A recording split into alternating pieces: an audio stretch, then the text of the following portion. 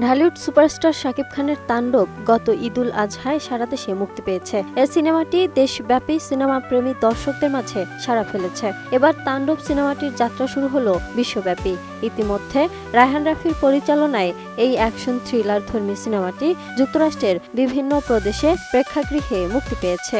11 July থেকে যুক্তরাষ্ট্রের Houston, California, Boston, Orlando, Sacramento সহ অন্তত 10টির বেশি শহরের থিয়েটারে মুক্তি পেয়েছে সিনেমা তাণ্ডব।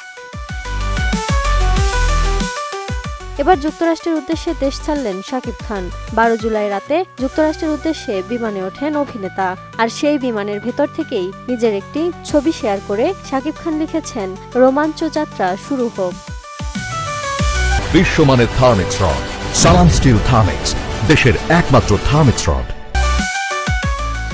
ছবিতে দেখা গেছে সাদা টি-শার্ট, চোখে সানগ্লাস ও মাথায় লুলুলেমন ব্র্যান্ডের ক্যাপ পরে বিমানের জানালার পাশে বসে আছেন কিং শাকিব খান। যদিও পোস্টে তিনি নির্দিষ্ট করে বলেননি কেন যুক্তরাষ্ট্রে যাচ্ছেন, তবে ধারণা করা যাচ্ছে তাণ্ডবের প্রিমিয়ার উপলক্ষে দর্শকদের সঙ্গে ছবি দেখতেই হয়তো এ সফর অভিনেতার।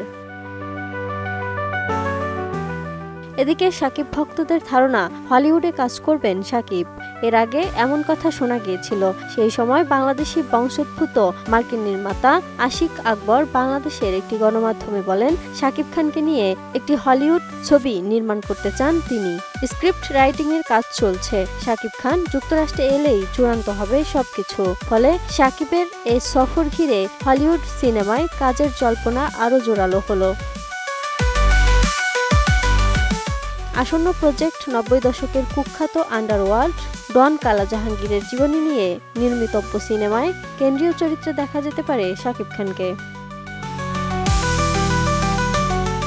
Desk report, ATN news.